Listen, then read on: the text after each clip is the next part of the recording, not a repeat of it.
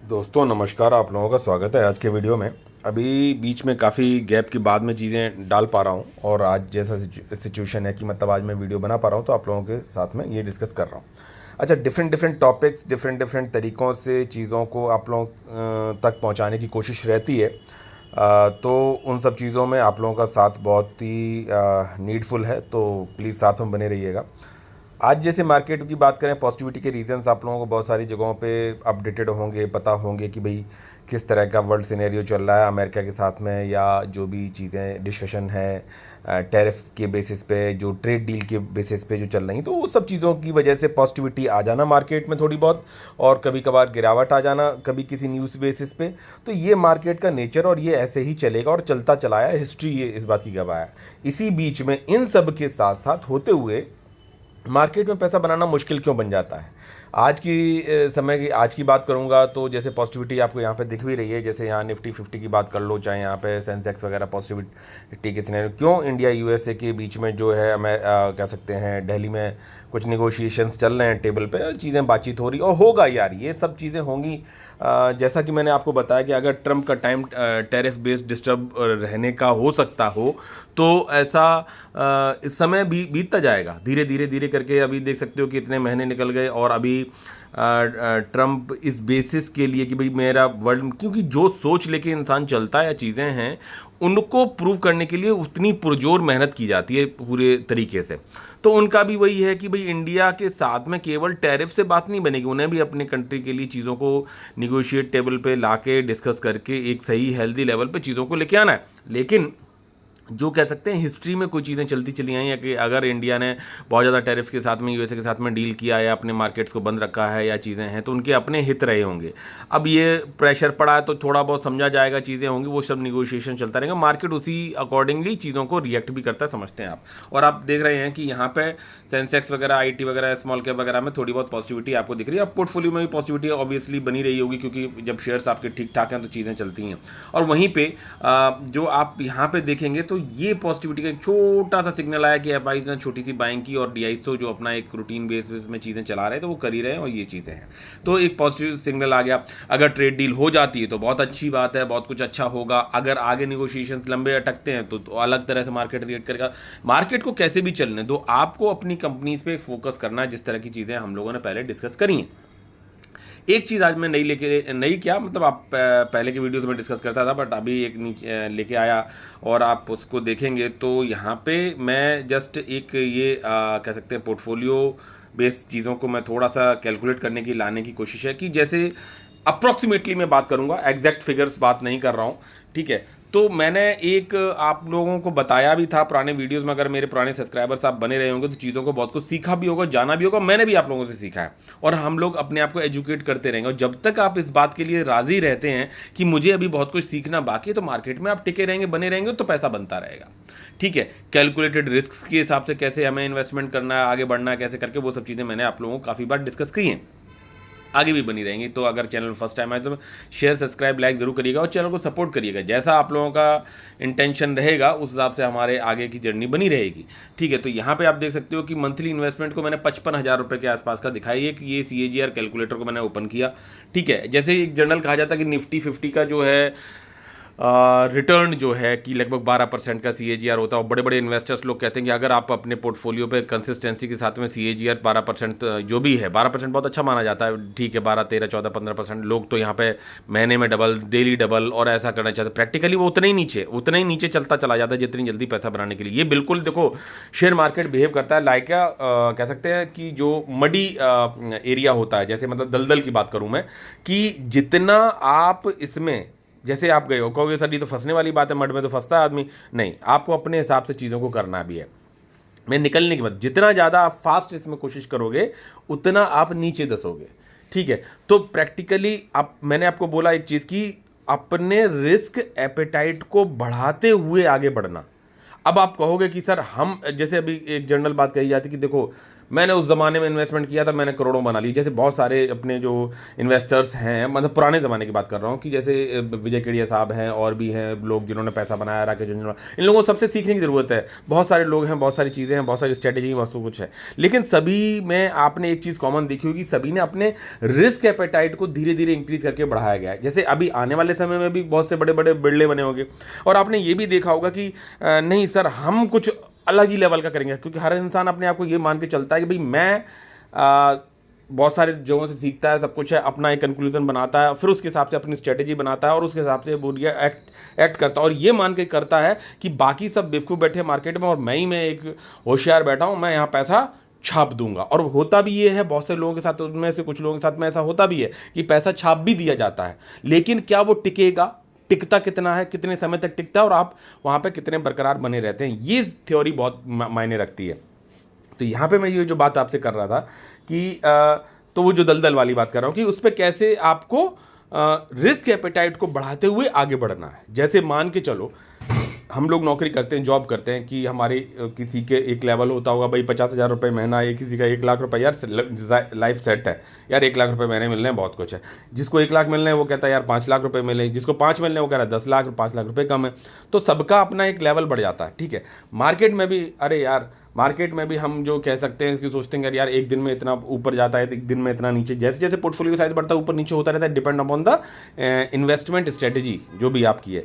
मैंने आपको एक चीज़ बोला कि कोई फिक्स रूल नहीं है, करना क्या है। जैसे मैंने पहले आपसे हमेशा बात करी कि लॉन्ग टर्म इन्वेस्टिंग, और लॉन्ग टर्म इन्वेस्टिंग रखनी भी होती है, होना भी है, लेकिन उसमें अप्रोच कैसे होनी चाहिए, और हर दांव आपका सही जाएगा ऐसा सोच के अगर आप चलते हैं तो आप सबसे बड़ी गलती करते हैं। आप ये बात मान के चलें कि मैं फंडामेंटल्स देखूंगा, मैं कंपनीज देखूंगा, मैं सेक्टर देखूंगा, मैं और जगह से उसकी स्टडी करूंगा, सब कुछ समझूंगा। अभी मैं ये वीडियो थोड़ा सा लंबा होगा, लेकिन एक कीन बेस्ड चीज़ों को कंपेयर करके आपको बताऊंगा, ठीक है, कि सब कुछ बढ़िया होगा, सब कुछ सही होगा।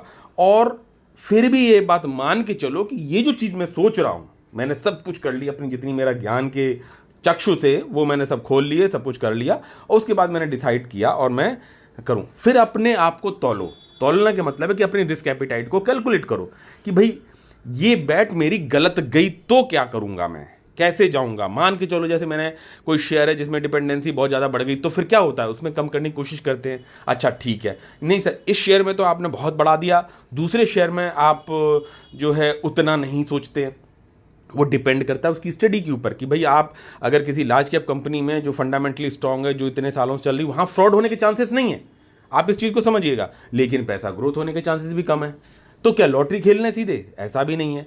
कैलकुलेटेड रिस्क के हिसाब से डाइवर्सिफाई जैसे बोला पोर्टफोलियो डाइवर्सिफाई करते हो ना, केवल पोर्टफोलियो डाइवर्सिफाई से काम नहीं चलता, अपनी सोच को भी डाइवर्सिफाई करना है कि किस कंपनी में आप मार्केट कैप, उसके फंडामेंटल्स, उसके फ्यूचर स्कोप, उसका सेक्टर को देखते हुए कि लगता है कि पोटेंशियल लग रहा है कि भैया ये इस तक का रिटर्न के लिए एक्सपेक्टेशंस के हिसाब से मैं इसमें इन्वेस्टमेंट कर रहा हूं, और मेरे रिस्क एपेटाइट पोर्टफोलियो का अगर ये डिसाइड कर रहा है इसमें कि मैं 50,000 रुपीज़ तक की इन्वेस्टमेंट के लिए सेफ फील करता हूं as per my portfolio risk appetite, तो फिर मैं उसमें अप्रोच करूंगा depend on the situation of the market and the company and the progress and the जो भी चीज़ें आगे अपडेटेड होंगी। कि 50 तक का सोचा, मैं उसमें 10 किया, 15 किया, 20 किया, 25 किया, फिर 50 लगा कि नहीं लगा, 50 सोचा था 60 भी लग गया, डिपेंड ऑन द कि उसमें किस प्राइस अर्निंग रेशियो पे चीज़ें मिल रही हैं। ये चीज़ें मैंने ये चीज़ आपको क्यों दिखाई कि जैसे बात कही जाती है कि एक सीए, अभी तो मानते हो ना कि मार्केट लगभग एक साल 1.5 साल से पैसा नहीं बना रहा है, चाहे वो म्यूचुअल फंड्स हो चाहे जो भी हो। अभी जैसे एक लोगों ने मतलब मेरे से चैट करते भी रहते हैं, तो उनमें से एक क्वेरी ये भी थी, बोला पूछा था उन्होंने कि सर क्या नहीं लगता आपको ऐसा कि अगर आपने ये पैसा लगाया होता म्यूचुअल फंड में जहाँ पे आपको हेडेक भी नहीं होता, चीज़ें भी नहीं होती, मार्केट पोर्टफोलियो अपने आप रन करता रहता और पैसा भी आपका शायद डबल हो गया होता। मैंने सिंपल आंसर दिया नो, क्योंकि देखो चैट पे तो सब कुछ नहीं बता सकते। मैंने सिंपल आंसर दिया नो। देखो क्यों, रीज़न ऐसा है, थोड़ा बहुत कंपैरिजन बताऊंगा। और ऐसा भी नहीं है कि मैंने कहा कि तो फिर आप ये बता दो कि नहीं देखो सर यहाँ पे ये वाले म्यूचुअल फंड ने तो पैसा डबल कर दिया, ट्रिपल कर दिया।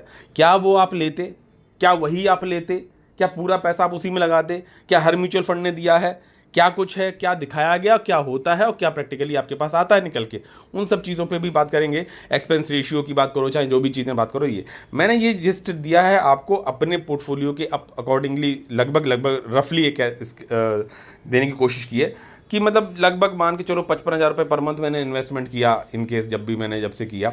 ये एवरेज इन्वेस्टमेंट है। प्रैक्टिकली मैंने स्टार्टिंग जो इन्वेस्टमेंट किया था रशिया यूक्रेन वॉर तक की भी बात करूं मैं, तो वहाँ पे इन्वेस्टमेंट मेरा जो पर मंथ का रहता था ना वो वैसा रहता था, मतलब कि बहुत ही कम, बहुत ही निग्लिजिबल चीज़ें नहीं पता थी, नहीं समझ में आती थी कौन सी कंपनी क्या कैसे कितना इन्वेस्टमेंट करना, आधी जर्नी बेकार। जो बड़ा पैसा लगा है, मतलब जो पैसा जिसको मैं भले ही 55,000 रुपये पर मंथ में डिवाइड आपको दिखा रहा हूँ, but practically the maximum amount is being invested after the Russia Ukraine war के टाइम की बात के लगभग मैं मतलब कहूँगा, जो कि पोर्टफोलियो में इन्वेस्टमेंट की वैल्यू की बात करूँ। लेकिन मैंने क्या किया, मंथली उसको डिवाइड कर दिया, अप्रॉक्सीमेटली इक्वल पैसा डिवाइड कर दिया, उस पर CAGR क्या निकल के आ रहा है पोर्टफोलियो वैल्यू के हिसाब से, उन पर थोड़ा सा मैं बात करने की कोशिश करी, तो फिर भी मैंने उसको इक्वली डिवाइड किया, तो देन इट्स कम्स टू लगभग 4.9 ईयर्स लगभग टाइम मान सकते हैं, लगभग के करीब। और इस अमाउंट को आप एवरेज में मान लो कि पर मंथ का एवरेज ये, जबकि maximum amount is being invested मतलब जो लास्ट फेजेस में है, मतलब जो अभी नियर बाई है, उसको उतना पुराना समय नहीं हुआ है। लेकिन ठीक है, अगर कैलकुलेशन पर एनम के हिसाब से निकालेंगे CAGR की, तो ये बात है। तो मैंने लगभग 16% के आसपास का CAGR देखा, जब मार्केट पिछले 1 साल से पैसा नहीं बना रहा है, ठीक है, अप्रॉक्सीमेटली। इसमें पोर्टफोलियो में ऐसा भी हुआ कि बहुत सारे ब्लंडर्स हुए हैं, गलतियां भी हुई हैं, लॉस भी बुक किया है, प्रॉफिट बुक किया है, सब कुछ किया, और करते कराते एक रफ एवरेज है कि भैया 16% अभी मार्केट तो ऑल टाइम हाई पे नहीं है, या मार्केट अभी एक साल से पैसा नहीं बना रहा है लगभग, आपने देखा होगा। लेकिन उसमें भी हम अपने काम को कर रहे हैं, थोड़ा बहुत कहीं कुछ। लेकिन बात यही है कि एक्सेप्टेंस बहुत होना चाहिए कि हाँ यार गलती मुझसे गलती होगी, बट मुझे कोशिश करनी है कि भाई हाँ यहाँ पे चीज़ें किस तरह को बैठें, ठीक है। तो मैंने ये निकाला, तो 16% का CAGR निकल के आता है लगभग मेरे पोर्टफोलियो के अप्रॉक्सीमेटली जो अमाउंट लगभग बैठता है, तो ये आप इसे मान सकते हो चार्ट बेसिस। और इसमें जैसे कहा भी गया कि लगभग 10% इन्वेस्टर्स होते हैं जो कि लगभग ये CAGR निकल कर है। ये बात मैं कह रहा हूँ कब, जब लगभग 5 साल अभी होने वाले हैं, हो रहे हैं, गोइंग टू बी, तो ये मेरा परसेंटेज बैठ रहा है। जबकि निफ्टी का रिटर्न 12% माना जाता है, जिसमें ये भी कहा जाता है कि ऊपर जाएगा नीचे भी जाएगा, और ऐसा है वैसा है, ये सब चीज़ें होती हैं।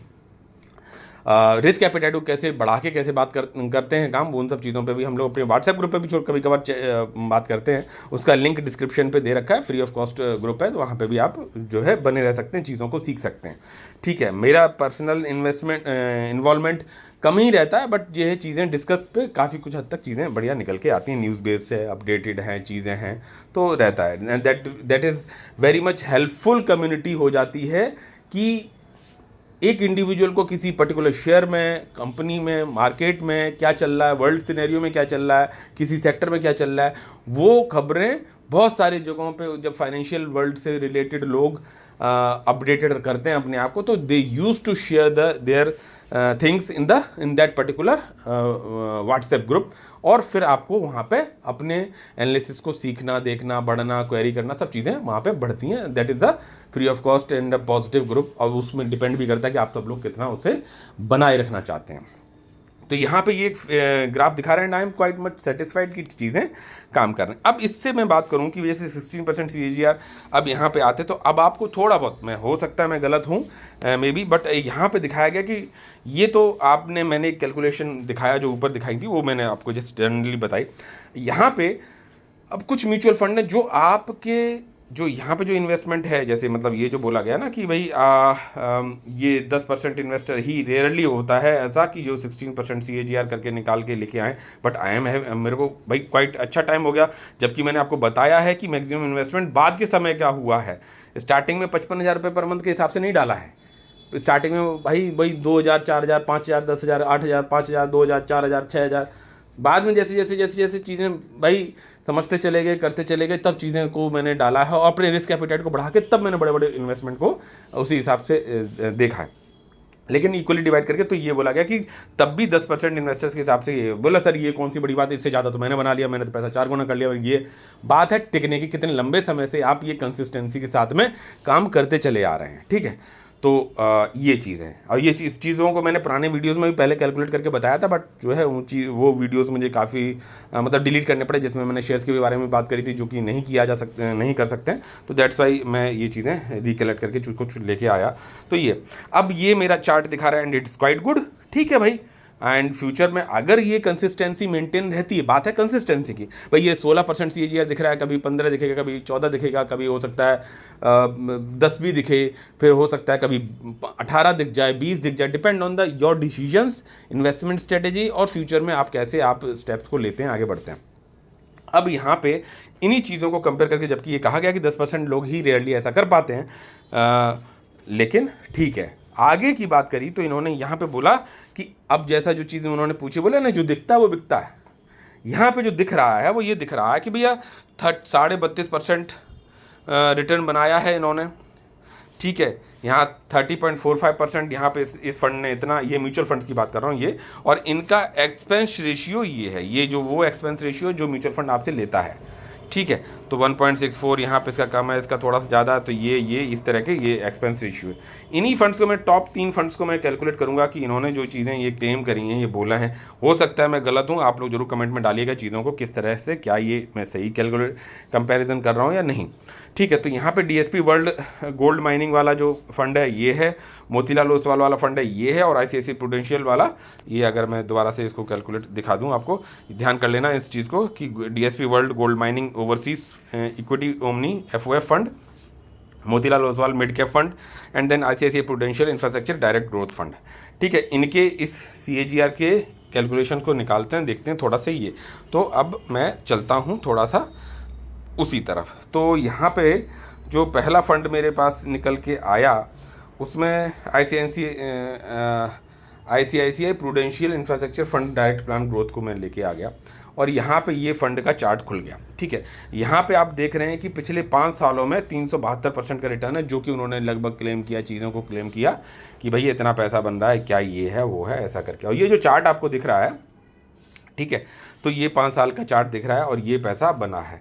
लेकिन आपने अगर देखा होगा कि स्टार्टिंग में चीज़ें, अभी पिछले 1 साल से पैसा नहीं है, निगेटिव में है। कब से? जब से मैंने बोला कि सितंबर के बाद से गिरावट हुई, ये है। क्या हमारा पोर्टफोलियो ने कुछ पैसा बना के दिया? डेफिनेटली दिया। मैंने तो देखा कि भाई मैंने इस डिप में पैसा लगाया तो पैसा बना। बोला कि सर ऐसे तो हम म्यूचुअल फंड में हम अपने जब मार्केट गिरता है तो उस समय हम ज़्यादा पैसा झोंक देते हैं, तो फिर वो हमारा परफॉर्मेंस देता है। लेकिन पोर्टफोलियो वाइज आपका, जब जैसे मैंने तो म्यूचुअल फंड में ज़्यादा कुछ लगाया नहीं है, मैं तो फंड्स बेस ही चीज़ों को कर रहा हूँ, लेकिन यहाँ पे चीज़ें फ्लैट हैं। ये निफ्टी के हिसाब से बिहेवियर मैं बता रहा हूँ, बट प्रैक्टिकली आपका पोर्टफोलियो वाइज चीज़ें थोड़ा सा डिफरेंट होती हैं। हाँ, अब यहाँ पे पैसा नहीं बना हुआ है। अब प्रैक्टिकली देखा जाए, अगर पुराने समय में देखा जाए तो क्या यही ग्रोथ दिखाई पड़ रही थी? तो मुझे नहीं लगता कि स्टार्टिंग में अगर आपके पास चीज़ें इस तरह से थी। स्टार्टिंग 2 साल में अगर आप बात करोगे तो पैसा देखो यहाँ पे नहीं बना है, यहाँ पे लिमिटेड, मतलब ये पैसा कोई बनना पैसा वाली बात नहीं होती है, ठीक है। जब बुल रन था तब उस समय में ये फंड्स खुले हैं और इन्होंने क्या किस तरह के कैलकुलेशन में पैसा बनाया। फिर बाद में अगर उसी तरह से आप कैलकुलेट करते चले जाएंगे तो भली बात है कि भैया हाँ ठीक है, कुछ कुछ पैसा बन रहा है आपका ये। अब जैसे इस फंड की बात कर ली, तो इसको अगर मैं ओल्ड में चले जाएँ, ये मैक्सिमम है, ये इसको भी आप जैसे कैलकुलेट कर सकते हो। तो मैक्सिमम में आपने जैसे ये देखा कि भाई यहाँ पे भी ये कोरोना का टाइम था, ये वाला ये टाइम था, ये कोरोना वाला टाइम था। इसमें भी देखो तो फंड, इसी फंड की बात कर रहा हूँ, इसी फंड ने एक लंबे समय तक पैसा नहीं बना। उसने कब कब दिखा दिया लास्ट 5 ईयर्स का, भाई लास्ट 5 ईयर्स तो यही हो गए, ये वाले हो गए। तो यहाँ तो बुल रन था, यहाँ पे पैसा आपने लगाई, भाई ये एक्सपर्ट्स लोग थे। अपन तो उस समय हम लोग पैदा ही नहीं हुए, लेकिन मार्केट में जिस तरह से हम लोग रीड कर रहे हैं, समझ रहे हैं और अपने रिस्क एपेटाइट को बढ़ा के करते जा रहे हैं। मतलब ऐसा नहीं कि एकदम से लॉटरी खेल ली, भैया कोई भी शेयर ले लिया, पूरा पोर्टफोलियो पैसा लगा दिया उसी में और पैसा आ या पार, ऐसा नहीं होता है। बहुत सारी अपॉर्चुनिटीज आपसे छूटेंगे।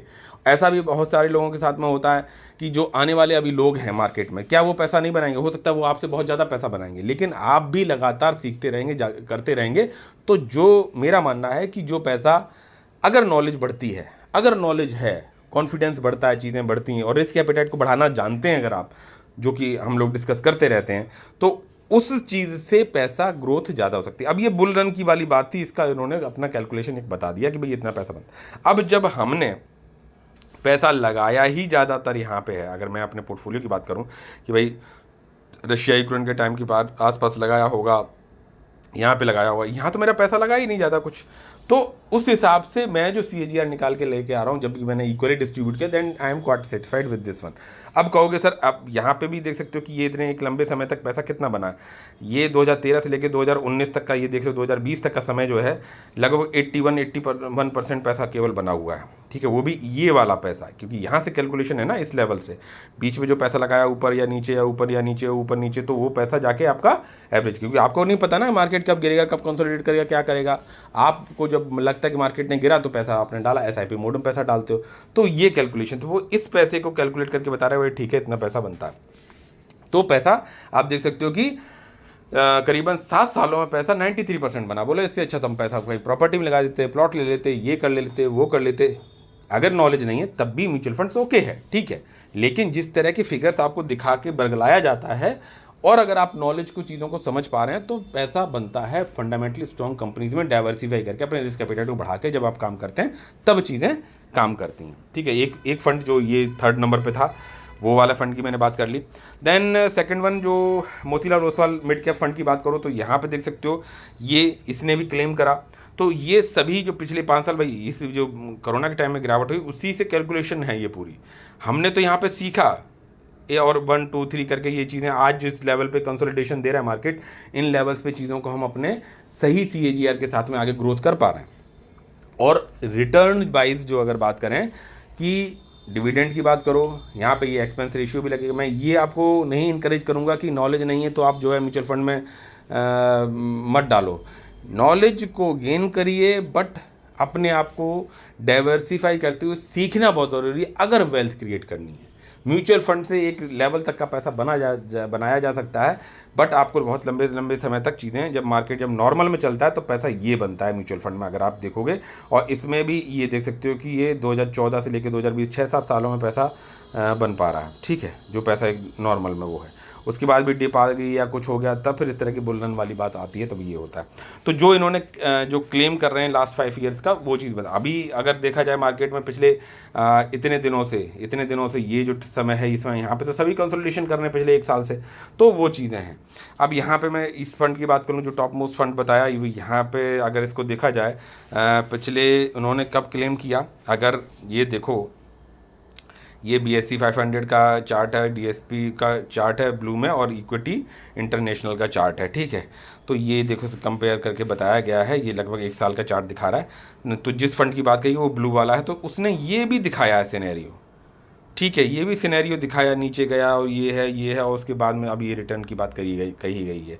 ठीक है, और वहीं पे जब इसके 5 साल वाले रिटर्न में आ जाएंगे, तो ये देख सकते हो कि यहाँ पे वही फंड, सॉरी ये हट गया क्या, यस लगा, अब ठीक है। तो अब वहीं देख सकते हो कि ये DSP world gold mining overseas equal fund जिसके बारे में वहाँ बात करी गई है, वो फंड आपका ये रहा। ठीक है, ब्लू चार्ट वाला। ठीक है, तो ये चीज़ें हैं।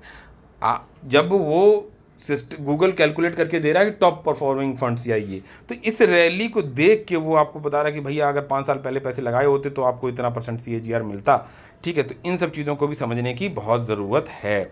जैसे ये देख सकते हो, ये मैंने इसी फंड की बात करी थी, ये देख सकते हो आप, ये DSP world gold mining funds, और ये कि बोला गया 5 साल का रिटर्न ये है, इस तरह की बात करी गई। तो मैं ये नहीं कह रहा कि आप जाके इनमें ना इन्वेस्ट करो, लेकिन इतना आसान नहीं है चीज़ें, आपको समझना है, बहुत ज़रूरी है कि कौन सा फंड परफॉर्म कर रहा है, फिर आगे जाके उसका कौन फंड मैनेजर चेंज हुआ है, कहाँ क्या कुछ ग्रोथ है, कब डालना है, क्या कुछ है। वो ऑलमोस्ट इक्वल टू योर, जैसे कि आप शेयर्स में इन्वेस्टमेंट करते हैं ये है, लेकिन वही वाली बात है, वो डिसिप्लिन मेंटेन रख पाना वो बहुत टफ काम होता है। किसी भी फंड कंपनी की बात करो या किसी भी फंड्स की बात करो, तो वो चीज़ें बहुत ज़रूरी हैं। दूसरी चीज़ें जो मैं थोड़ा सा आप लोगों के समक्ष लेके आने वाली बात है, वो एक तो ये मैंने फंड्स के बारे में कैलकुलेट कर दिया। ठीक है, निफ्टी 50 का चार्ट मैंने आपको जैसे यहाँ पे दिखाया है कि जैसे आज पॉजिटिव सिनेरियो में बात हो रही थी, दिल्ली में USA की टीम जो है ट्रेड डील को लेके चीज़ें नेगोशिएट हो रही हैं।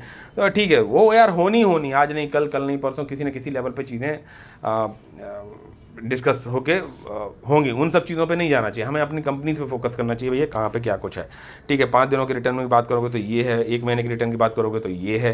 ठीक है, 6 महीने के रिटर्न की बात करोगे तो यहाँ पे देख सकते हो चीज़ें किस तरह से स्ट्रगल कर रही हैं। यहाँ पे देख सकते हो आप बात करो तो 1 साल वाले में, और यहाँ पे चले जाओ 1 साल के हिसाब से, तो चीज़ें आपको वहीं पर दिखाई पड़ रही जहाँ पर पहले थी। ठीक है, लेकिन वही है कि यहाँ पैसा लगेगा, यहाँ लगेगा, यहाँ लगेगा, ऊपर लगेगा, नीचे लगेगा, सब कुछ करते हो, यहाँ भी लगेगा, यहाँ भी लगेगा, आज भी लगेगा, आज ऊपर गया तो यहाँ पे भी लगेगा। डिपेंड करेगा आप किस तरह से मार्केट को अप्रोच करते हो, और वही लंबे समय में आपको चीज़ें देने लगता है। अब ये तो 5 साल वाली बात है, ये तो बुल रन की बात है, मार्केट ने कंसोलिडेशन दिखाया है, ठीक है।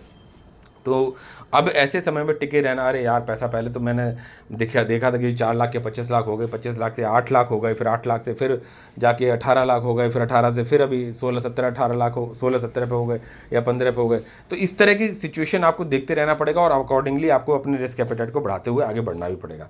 ये भी चार्ट का सिनेरियो आपने देखा होगा कितना फ्लैटिश भी रहता है जब भी आप लंबे समय के लिए चीज़ें चलती हैं। दूसरी चीज़ है कि ये जो अभी जो वर्ल्ड को डिस्टर्ब की हुई चीज़ें जिस तरह से चल रही हैं उन पे थोड़ा सा देखें तो बोला कि नहीं चला रूसी तेल, तो यूएस ने शिफ्ट कर दिया खेल, अब भारत से कर रहा है नई मांग। भाई भारत से मांग कर रहा है कि जो उनका मक्का प्रोडक्शन है, मक्का जो होता है ना, भुट्टे जिसको बोलते हैं, मक्का ही का जो दाना होता है, मक्के का प्रोडक्शन अमेरिका में बहुत ज़बरदस्त होता है, तो उसको वो बहुत सस्ता भी पड़ता है उनके हिसाब से, जो जिनोम कल्टीवेशन वो लोग करते हैं उस हिसाब से। उसको चाइना में बहुत बड़ा एक्सपोर्ट करते थे, जिसकी चाइना ने बहुत उसको जो है कहना है जो इंपोर्ट करता था यूएसए से, उसको बहुत हद तक डाउन कर दिया है, और उन्हें अपने माल को खपाना है। तो कहाँ भाई, भुट्टा कौन खाएगा? भुट्टा जानवर जो है खाने वाले लोग खाएंगे ना, कहीं बिल्डिंग कंस्ट्रक्शन में तो लगाओगे नहीं। तो ये सब चीज़ें, या एथेनॉल वगैरह में उन सब चीज़ों में यूज़ कर सकते हो। तो इंडिया एक बहुत ही बेस्ट मार्केट है। वहाँ पे जो उनके किसान हैं, अमेरिका में जो चीज़ें हैं उनको फिर वो चीज़ें हो रही कि जब चाइना के साथ में उनका मतलब कह सकते हैं ट्रेड डिस्टर्बेंस की वजह से उन्होंने जो है उसका इंपोर्ट कम कर दिया। अभी इंडिया ने भी कम कर रखा है ड्यू टू अपने, वो इंडिया के रीजंस अपने अलग हैं। तो अब अमेरिका कहीं ना कहीं तो खपाना चाहता, तो जहाँ ज़्यादा जनसंख्या है वहाँ पे उन सब चीज़ों, और इंडिया उसी चीज़ों पे मानने को तैयार नहीं है। तो उन सब चीज़ों पे डिस्कशन हो रहा है कि ऐसी उम्मीद बन रही है कि भारत और अमेरिका के बीच व्यापारिक रिश्ते फिर से सामान्य हो जाएंगे। दोनों देशों के बीच से बात पे शुरू होने वाली इस बार अमेरिका ने ऐसी उम्मीद बन रही है कि भारत और अमेरिका के बीच में व्यापारिक रिश्ते फिर से सामान्य हो जाएंगे। ठीक है, तेल उन्होंने पहले टैरिफ लगा के जो रशियन ऑयल हम लोग मतलब बाय करते थे, उसके पॉइंट ऑफ व्यू से चीज़ों को थोड़ा सा वो किया था। यहाँ पे देख सकते हो कि उनके जो वित्त सचिव हैं उन्होंने मतलब पूरी टीम निगोशिएशन लेवल पे कर रखी कि तुम कमेंट करो, तुम ऐसे कोई वक्तव्य दे दो, तुम निगोशिएट करो, मैं वहाँ से थोड़ा सा friendly friend my friend India करके बोल दूंगा, फिर कभी डांट दूंगा। ये सब चीज़ें चलती रहती हैं, ये सब स्ट्रेटजी के पार्ट है। ठीक है, तो हार्वर्ड लुटनिक जो इनके वो हैं, उन्होंने चेतावनी दी कि अगर भारत ने अमेरिका के उगे भुट्टे खरीदने से इनकार किया तो अमेरिकी बाजार से हाथ धोना पड़ेगा। तो ये सब गीदड़ बम चलती रही, क्योंकि उनको खपाना है, उनको जो है कहीं ना कहीं। अब चाइना ने नहीं खरीदा तो चाइना पे बहुत ज़्यादा प्रेशर नहीं क्रिएट कर सकते, तो उन्होंने जो है चाइना ने काफ़ी हद तक जो है इम्पोर्ट इनका कम कर दिया। जो इनकी मक्के का है, मेज़ बात करते हैं ना जो है, यहाँ पे अगर मैं उसको मैंने पढ़ा था यहाँ पे पूरा यहाँ पे दिया हुआ है। ठीक है, नीचे है, मैंने इसको यहाँ पे पूरा यहाँ पे देखा था। ठीक है, तो वो एक्चुअली में जो चाइना इंपोर्ट करता था उसने काफ़ी हद तक काम मतलब डाउन कर दिया, और इंडिया ने भी अपने उसमें डाउन किया। तो वो अब कहीं ना कहीं तो उन्हें मार्केट ढूंढना है, तो वो सब चीज़ के ऊपर प्रेशर डाल रहे हैं कि भाई ऐसा कर दो यार, ऐसा कर दो। ठीक है, अब देन सेकेंडरी वन, यहाँ पे ये सब चीज़ें कैलकुलेट हो गई। एक चीज़ और लेके आऊँगा आप लोगों के समक्ष, जरूर डिस्कस करूँगा कि उधर उन्होंने यूरोपियन संघ को भी जो है अमेरिका ने, यूएसए ने बोला है कि भाई आप पहले तो बोला कि इंडिया पे लगाओ, उस पे लगाओ, फिर बाद में समझ में आएगा भाई केवल इंडिया के, चाइना भी इंपोर्ट करता है, सब कुछ करता है, तो कल को फिर वही हर चीज़ पे कंपैरिजन होता है। तो बोला गया कि बोले कि आप भी कुछ इनिशिएटिव लो, कि मैं अकेला कब तक टैरिफ खेलता रहूँगा। आपको ऊपर भी प्रेशर डाला है कि भाई यूरोपियन यूनियन भी रशियन ऑयल जो कंपनीज बाय करके, चाहे वो कहीं की भी हों, अगर वो बाय करके और माल को बेचने की कोशिश कर रही हैं, कुछ कर रही हैं, तो उनके ऊपर सैंक्शंस लगना, वो करना, ये करना, if they are buying Russian oil and उनको वो कर रहे हैं तो उनके ऊपर आप करिए। तो उसके आगे अब जो है यूरोपियन किस तरह से सोचता है, उनके अपने हित अलग हैं, चीज़ें हैं, तो वो सब चीज़ें भी यहाँ पे डिस्कस हो रही हैं, और कुछ ना कुछ चीज़ें रास्ता निकल के आएगा। और क्योंकि डिपेंडेंसी यूरोप की भी काफ़ी हद तक रशियन फ्यूल और रशियन एनर्जी पे है, तो ये सब चीज़ें भी मतलब हैं। तो अब ये इससे क्या है कि एक आइडिया लगता है कि भाई आपको किस तरफ से सोचना है। अब यहाँ पे देखो आज ट्रेड डील हो रही है, तो जो है जो रुपये ने है थोड़ी मजबूती दी। क्योंकि देखो अगर कुछ हद तक चीज़ें कैलकुलेट होती हैं तो भैया ठीक है, हमने टैरिफ लगाया इसीलिए था, हमने ज़्यादा भी हमें निगोशिएट करने के लिए हमारे पास कुछ होना चाहिए ना। 50% टैरिफ लगाया, फिर देखा कि अरे इंडिया तो कुछ रिमार्क ही नहीं कर रहा, कुछ बोल ही नहीं रहा, कुछ कह ही नहीं रहा, बट हमें तो जल्दी जल्दी चीज़ें कंप्लीट करनी है। तो उस हिसाब से चीज़ें उन्होंने जो कह सकते हैं बहुत फास्ट पेस में चीज़ों को करने की कोशिश कर ही जा रही है। लेकिन इंडिया अपने हिसाब से चीज़ों को सोच रहा है, वो भी अपने हित को सोच रहा है।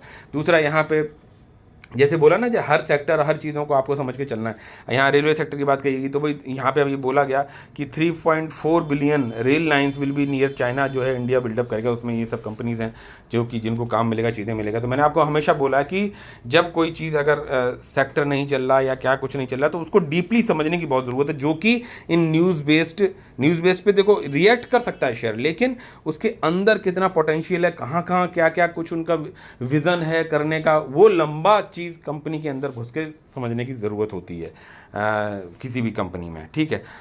तो ये चीज़ें हैं और 7 घंटे तक जो है बातचीत चली है आज इंडिया की अमेरिका के साथ में, दिल्ली में उनकी जो टीम हमारे यहाँ पे आई है और उसके साथ में डिस्कशन चल रहा है, चीज़ें हैं। डेफिनेटली ये एक पॉजिटिव सिनेरियो मार्केट के लिए है। और इन केस आप ये भी मान के चलो कि मार्केट ने अगर आपको 1 साल तक इन्वेस्टमेंट का मौका दिया, अब बहुत से लोग कहेंगे अरे यार मैं पैसा नहीं लगा पाया, कल को मार्केट मान लो तो अपने ऑल टाइम हाई को तोड़ के ऊपर निकलता है, जैसे अभी 25,000 प्लस चल रहा है, 26,000 प्लस ही है अपना ऑल टाइम हाई, और 1 साल से स्ट्रगल कर रहा, नीचे गया ऊपर गया, नीचे गया ऊपर गया। बहुत सारे आपने बड़ी बड़ी एजेंसीज को सुना होगा कि अरे हम मार्केट पाताल लोक पे जाएगा, मार्केट यहाँ जाएगा, मार्केट वहाँ जाएगा, मार्केट ऊपर जाएगा। भाई आप जो कंसिस्टेंट इन्वेस्टर होता है, अच्छी कंपनी को पकड़ता है, चीज़ों को जब जब उसे वैल्यूएशंस पे दिखाई पड़ता है, एग्जैक्टली पकड़ नहीं पाएगा कि भैया हाई ये है कि लो ये है, न्यूज़ बेस्ड है या इसके फंडामेंटल्स कुछ डाउन है, कंपनी फ्रॉड है, दैट इज़ ज़ीरो, वो अलग है, वो तो छोड़ दो, वो तो घाटा हो मुनाफा हो बेच दो, निकल जाओ। लेकिन अगर आप ऐसे भी शेयर में किसी में स्टक हो जो पैसा नहीं बना के दे रहा है, तो कंपनी को पढ़ो, उसके रूट्स को पढ़ो कि भैया ये क्या करेगी, क्या दिख रहा है, पैरामीटर्स में क्या देख, उन सब को भी सीखने की समझने की मैं मानता हूँ लायक आप लोगों में होगी। आगे आने वाले समय में अगर सपोर्ट बना रहेगा तो डेफिनेटली एक कुछ ना कुछ प्लेटफॉर्म इस तरह से लेके आऊँगा जो कि डायरेक्टली आप लोगों को मैं एजुकेट कर सकूँ, चीज़ों को बता सकूँ, सिखा सकूँ, बोल सकूँ, जो कि मेरी जितनी नॉलेज बनती है उस बेस पर, ठीक है। मार्केट में केवल पैसा बना लेना, वो मानते हैं वो हीरो होता है। आज अगर आप सीधा 1 करोड़ का प्रॉफिट बना लेते हैं तो आप चाहे तुक्के में बनाए चाहे कैसे बनाए, माने अरे यार ये बंदे ने कर लिया, ऐसा नहीं होता है। और नॉलेज से ही केवल पैसा बनाया जा सकता है, ऐसा भी नहीं होता है।